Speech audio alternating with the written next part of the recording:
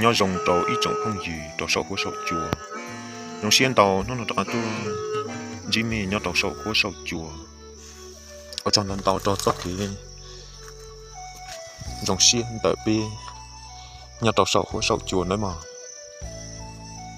nó cũng tàu cá mua ra đan nình hai cho sự lồng thiên là xin tới luôn nên xây chỉ tìm món nên xây dùng đi chẳng nữa sẽ tới chú Lucian tuần tế là xin đòn nông của gia miền đan nình thảo pi mình sẽ thảo cởi xe ở tuần tới cho họ đi chẳng nữa cho nên nó sự lồng thiên là xin tới thì mua cho con lồng tới cho mình thông tài lưu giòn tới cho anh thì đi đọc ăn lọ lợi anh cũng lọt giọt chế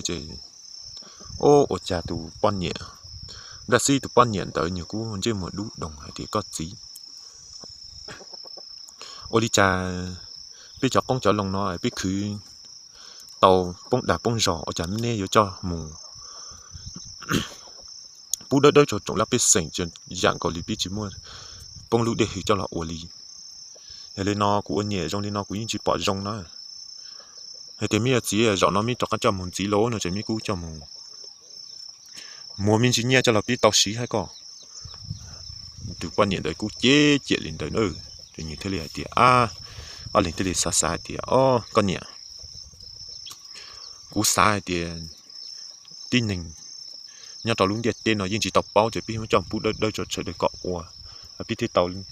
nó rồng ý dạng xin nó nè cú chỉ tàu xa một giờ thì muốn tàu ít đồng tây cho lên từ nó nè nó cho lên cú xí chả chỉ được bao nhiêu là cú chế hành nó sẽ lòng thiệt thì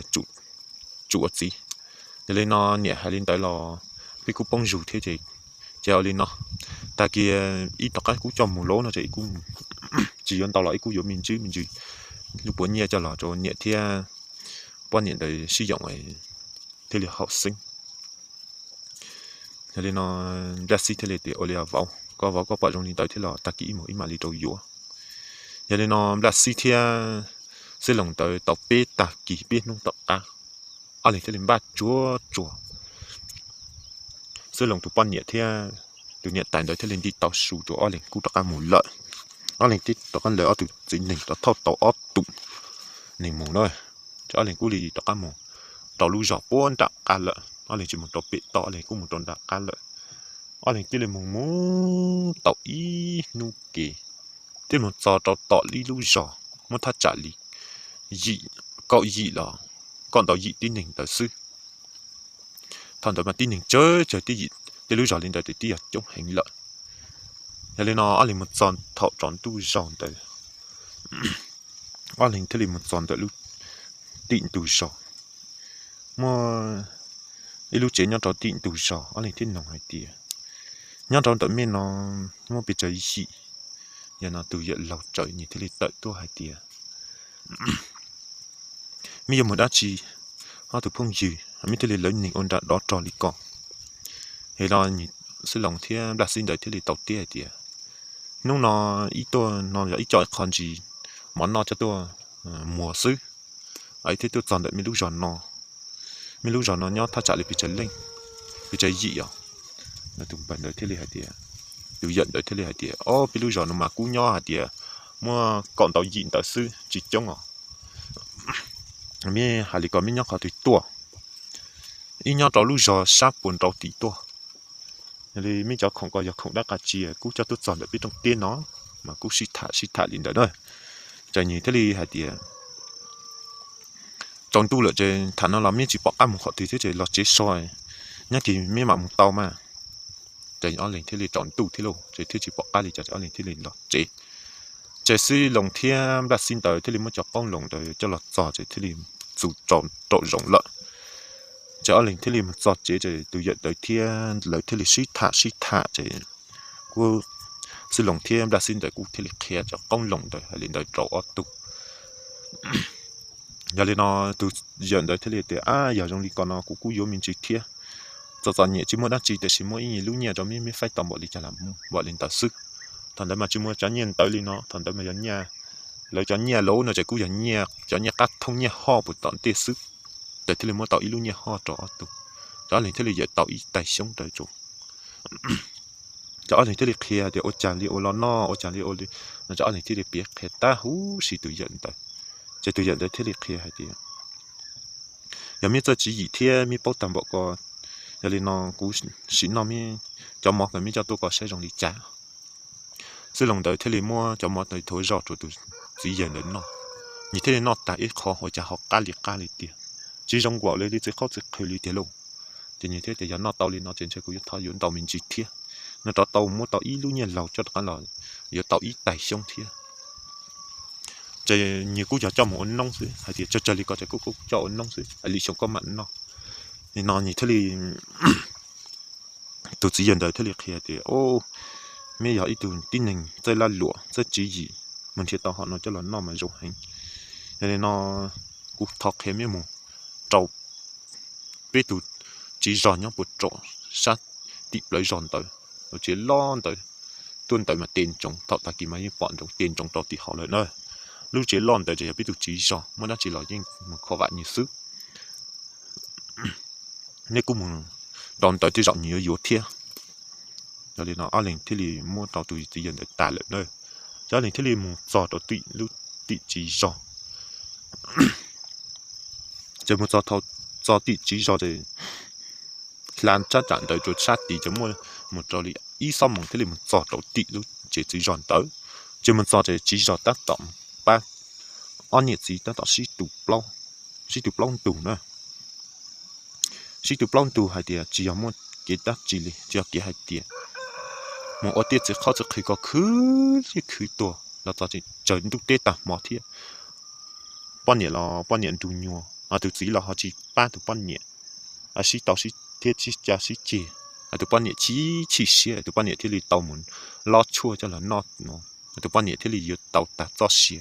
thì xí một trong mong thì chờ tàu từ bao nhiêu đó sinh lò cho các chiếc tàu lò thì tôi hay trong plau nó cho chỉ rõ nó nơi giờ lên nó một giờ thì ở lên một giờ thì ta tập tụ trong plau tới nhớ cho hậu chỉ cho nên thế lên một khu thì bố nhớ chế lợi nên là nó chỉ rõ thế lên tự lồng tua hay cho tụ tu lo thế lên tự lồng tua hay thì một nông xây giống mua từ sự sinh nó chỉ lấy tua hủ đó cả chỉ nhờ sinh lò tụ chỉ rõ để tụ tu lo thế lên tự lồng tua giỏi thì ôi chẳng mua ở tụ này giờ cha chỉ bao giờ lên từ đâu có thì cũng tự một sai vậy nên là như thế chơi như nó chế mà cũng chỉ tan tọt một lon tụi nó chơi như nó chế mà nhìn thấy là hù rõ tụi đấy tụi nó là sự thia thì sẽ lòng tới thế là im mà thế chứ có sinh lão tôi in chi sinh lão ít để im mà ít dùng mù nhưng nó sinh lão thế là do lấy chỉ cạn lọt chế nó cũng mà đi lọt chế cũng mà đi tới tua sai mình chỉ sinh lão thế là tượng khá tuột giỏ ôi chà ở tụi mình tới cha nhất trong tiết thì chỉ cho chỉ tập bao lì đâu ở tụi lọt thiết xia thiên nó chỉ chọt rồi hình cho nên nó chỉ cho thế này thì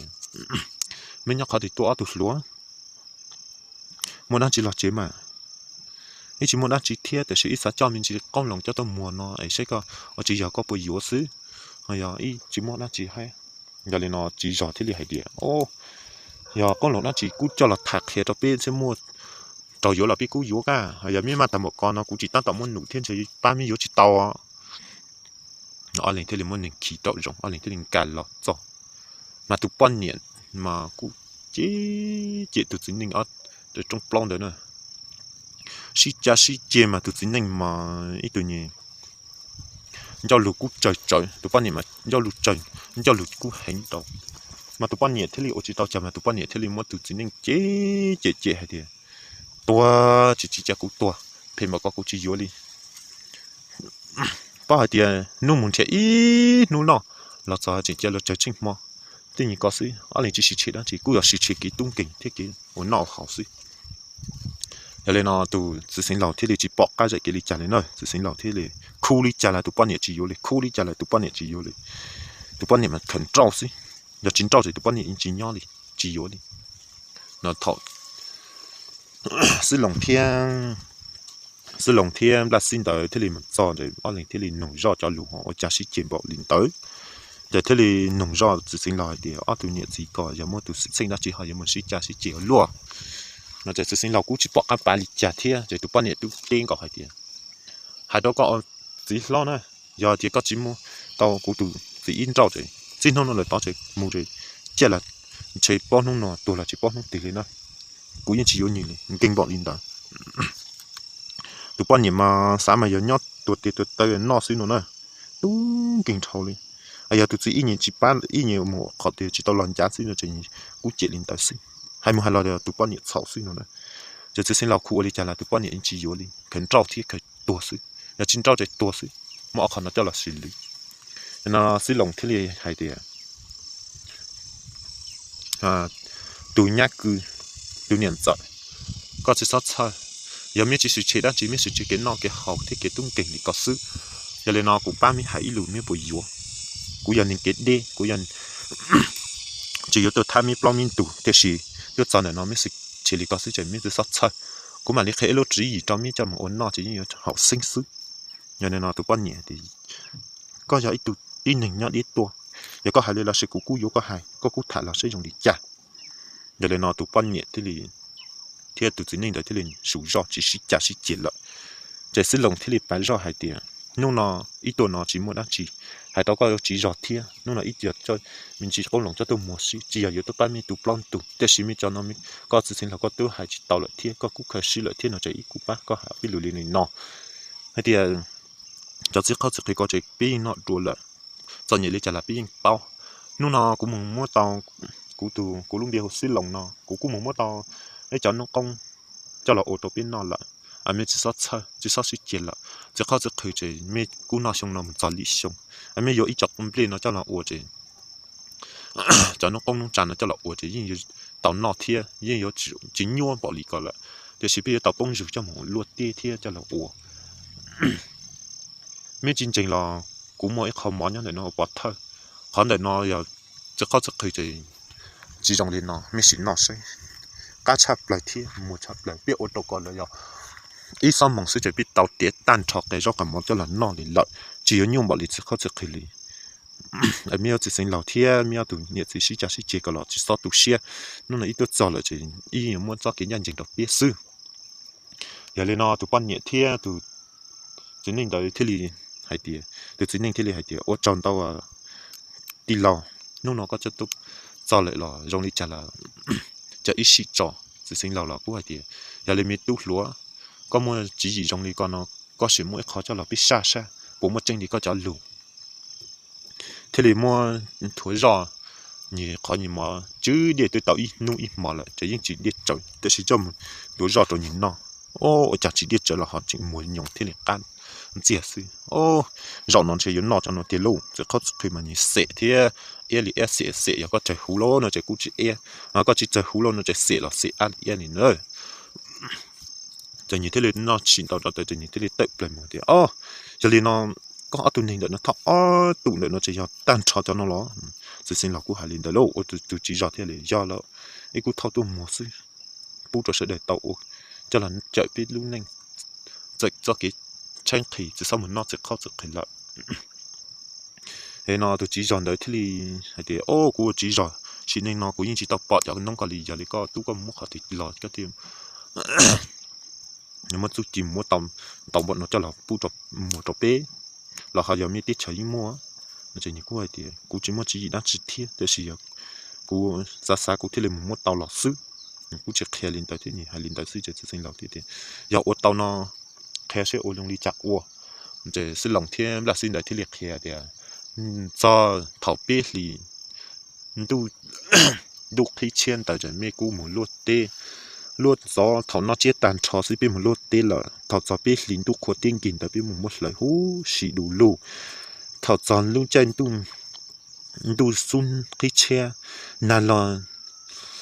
tao trong học biển phòng thủy điện nàn tới chỉ biết thế là một món trời cho là ủa biết thế là món trời cho là trồng mò mò thì biết thế là món cho là chế tàu biết thế là dạy nhỉ rong là xì biết vô lên tới chỉ rong là biết đi một món mình gì nhỉ chỉ có chỉ là tít cho là phải cho tự nhiên tầm nó lợn thế bây giờ mua tiền cho tít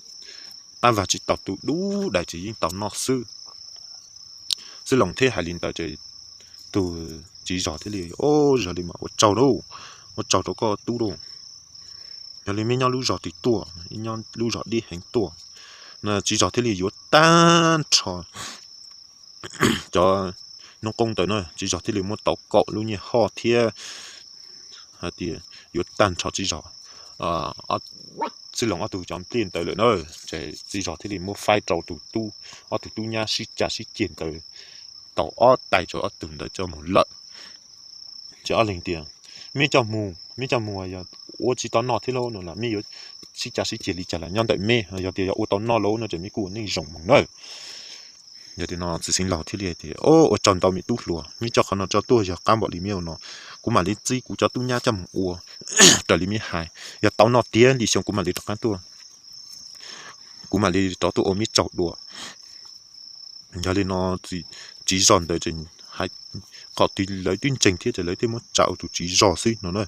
cho anh thế thì tàu cọn tàu luôn nhiên tới cho anh thế thì tàu lò lợn anh thế thì tàu lò lợn chỉ anh cho một bú linh tàu sư chỉ xin lầu thế thì hay đi tàu linh nó lợn chỉ cú à thì cho một ua cho anh cũng chỉ một mùa lợn xí tàu bọn đấy nhẹ cho anh cũng cho tàu con lợn nhưng nó chúng tu suốt khi chia lúc linh chân lên tận tu khi chia chỉ xin lọc thế liệt gì tu nha cho mong chỉ rõ thiết chỉ rõ cho tu nha cho mong ủa linh xin lòng tới xin lòng thêm đã xin được hải nó nơi cho linh thế li cho mong chỉ ở linh thế li cho mong ủa lấy thế li cho mong ủa chỉ lấy thêm một luộc tê cho lọt chê cho hậu chỉ lấy thế li cho mong ủa tàu giống cờ li nơi dẫn tu bột tận đấy mà chỉ muốn linh thì ủa đi mà có thì tia thì có thì tu có thể ai dùng để lấy một ô khẩn đấy sẽ chỉ giống chập rồi hay dừng thì xứ giờ lên nó chỉ chọn để ô tông tấu hình này để chỉ cho chỉ xuống đây mà lúng nó hình chập rồi nữa lúng nó chập rồi chỉ chọn thì tua tròn tua tàu hình này nữa nhìn thọ đây mà mua cho phọ kí xuân tới chỉ nhìn thấy đi mua cho phọ kí xuân để cho một tua thì tua tông hình nữa chỉ nhìn thấy đi tua chỉ cho chỉ số đấy nó bỏ trả lại lấy thànhตัวเลยchứ ô chỉ số xong tới chứ tụ tàu chỉ xuống tàu hình luôn chạy như thế thì tụ sinh lòng tới thế thì pi mò chứ thế thì pi mò hình yếu chơi yếu tuổi đi luôn chứ thế thì thầu cái như cho con lồng tới lò lỗ nó chỉ giờ pi chú lệ chứ như thế thì hay cho pi đời thì hay tiền như cho một uầy lần tàu còn lần tàu ấy lấy cho xe lớn nó để hậu để xứng nên thầu đó như thế thì tàu cho lù lên đó cho bị xuống đó lợn nó này rồi như bị xuống thế thì nọ luôn nó này cho bị xuống đó thế thì cọ thực sinh lòng đó thế thì tàu tới mình chỉ bao chả bể nó cho bị xuống đó chỉ bao chả bể rồi như thế thì một tuổi tàu hình thế thì cọ chỉ sinh lòng thì mò liệt cho những cậu vậy rồi lấy tiền giờ mua tàu lụt đi này tuần tàu hình lại ai lột thế thì là yếu sư lấy cho chết cho chú thì lấy liệt sư nó đây cho con lồng tới thì bị chú cho con lồng sư nhờ lên nó như thế thì hai lên tới cho ôi cha là chỉ rong đi chứ tàu cho món tới cho là nó cá hình là chỉ rong đi tiền lâu ít nó cho xe giàu rù ít nó chỉ rồi giàu bóng ký rù sư lâu cho như thế thì xa chứ thế thì giờ đi chơi thế thì các mong trời ở tụ tu lùa thầu cho con lồng nó cho tụ đồ pin nó xây do oli cha giờ lên nó như thế thì chỉ tụ tu lo thế thì tranh những khá đó một trời lợi thế một trời tụ chính dạy thiên tụ sư lòng thiên là xin tới bột tọ chỉ nơi một trời tôi xây giờ lý cha nó nơi chế xin lòng thiên mò yếu tôi chuột xa nhau cho sọt ra xứ chế tàu cho con lồng tới cho lần tôi chỉ tàu cho là non tệ nhưng họ tàu cho là nó ít lúc liền tới sư cho những thứ mua nhắm vào liền tới lợn chạy thế đến chạy giờ đi cho con lồng tới sư sai cho họ thì là lấy để đi cho con lồng tới sư nó chạy từ sinh lão thế li từ chỉ dọn tới thế li nhua tam bộ thì thế li cho cái một hũ tuần tới tôi san là tôi sai dầu đi cha ở tàu sầu trâu lên tỷ lợn giờ lên nó như thế li chỉ từ tu lu mùng lợn chạy từ tu lu thế li mùng giò chạy thọ một chế tụ sinh lọc thế này pin cột trở lại luôn chế nhìn thế này một hồ là như chỉ bao thằng đấy mà cho đến nhóc sai giọt tí xứ chỉ nông rong hay thì nhóc họ thì lý nó nói chế nhìn thế này chỉ bao chế nhìn thế này mùng nông chế thế này mùng thiế chế nông là nông thiế là thiế lưu giọt thằng tới như thế hoa xí lồng nó làจะsinh lọc nó chỉ dùng tí lùngแต่是จะจริงจังนงที่จะหาเดือนใช้จงเนาะเนี่ยจะมันหูลุ่มเบี้ยวใช้จงเนาะจะนี่ที่มันเทียจิตแล้วต่ออีสองจีเลยจะนี่จะมันเรากูใจที่จะที่มันนกจอซื้อลงป้อนเนี่ยเราหาที่มีปป้อตัวที่ในหัวใช้จงเนาะเราต้องรู้จอนเนาะนี่ปมันหาลุ่มเบี้ยใจลินแต่ลูจะเลยจิตเป้าจะเลยกูจะเคลียจะเลยแต่โอ้ยาหุ่นใช้จงไปรู้จอยจิมัวเลยยาหุ่นใช้จงแล้วเนี่ยจะไปจิมัวthằng đó nhiều khi nhiều lúc bị hoa xí lồng nó thì chỉ nhìn nó chỉ trong thì nhìn tại thì hoa chạy trồng nó chỉ thế là muốn thiết tàu bê nu thiết chỉ tàu xí lồng ở chỉ tung tạiเลยchỉ thế là cho cái lò cho chế chỉ thế là lò kia cho sinh lò thì chỉ cho thì ô chỉ cũng muốn thiết tàu bê nu nó chỉ bỏ tuần chạy trồng tại đây sau tuần chạy trồng tại lúc bị hoa nhóc tàu trong bê từเลยละsinh lò thế là thì thằng đó như thế thì nhiều hoa chạy trồng tiền rồi này nhà lưu san trâu có xin nói, chắc có dùng mình chế chỉ táo, giờ lấy rau nó có đó có cú mình nông hay tiệt, ở tuổi tin này chỉ biết lúc nó không nó tràn nó chỉ giờ lấy những bao sư, mà giờ có hú luôn bị tới rau thì lấy chỉ bao, giờ lấy nó như thế này, tàu ta kỳ tàu ta thì như thế này cha trọc khá trọc cá mùng thì như thế này mùng giò thì như thế này, trọc cá mùng nông trâu lưu giòn thì hay tiệt, nhân đại mi lưu giòn nó hay tiệt mỗi tuổi tin này chỉ biết cho nó không nó tràn, cho món nó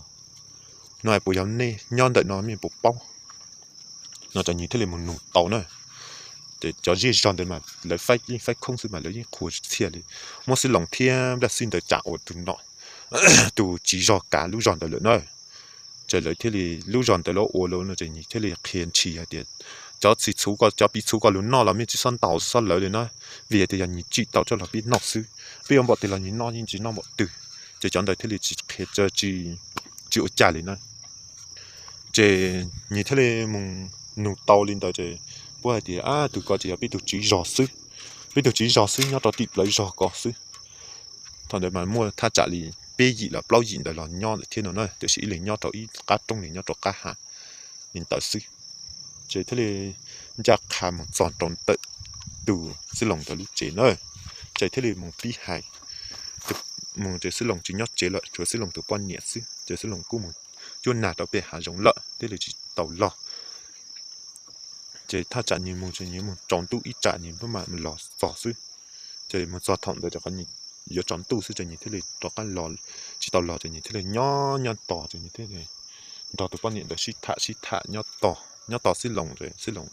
chỉ tàu lù chỉ thế là nhỏ to chỉ tròn tu sâu chỉ xí lồng thế là lò xỏ有哩nó就碰见那古莫名就好绿了，贴着他简单到古他早哩那是，对，被了心机都让安呢，我赚到都没中弄。